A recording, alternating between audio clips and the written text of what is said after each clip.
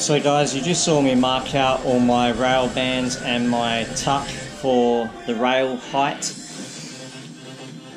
My tuck is 1/2 inch, and then my wall height on my tuck is 3/8.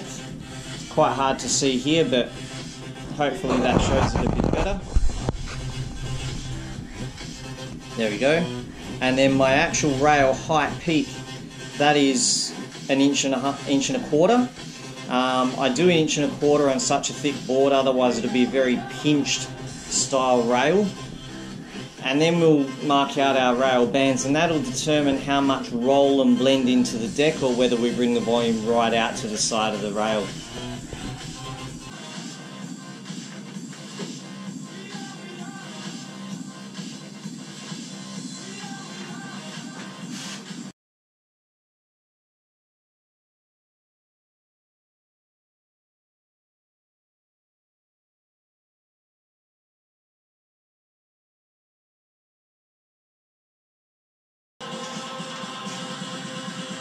I've made this rail band 1 inch in from the edge of the rail.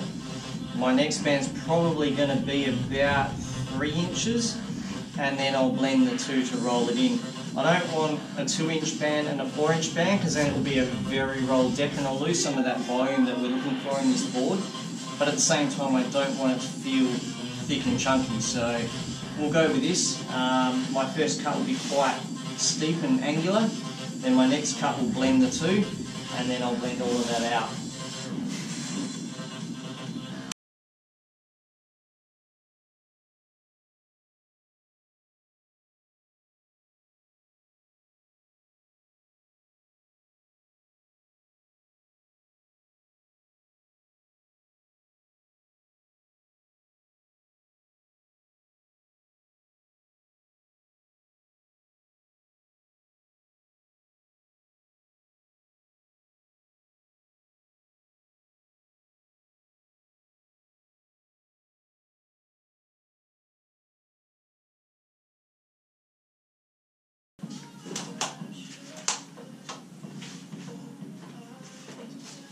I actually marked a 2-inch band as well, just to have a look at the difference in depth and how it will roll.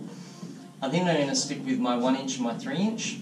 I think my 1 inch and 2 inch will still feel too fat in the hand.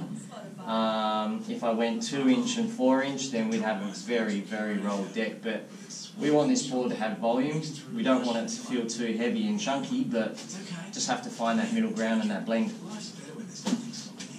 That's why we made Spotify Premium.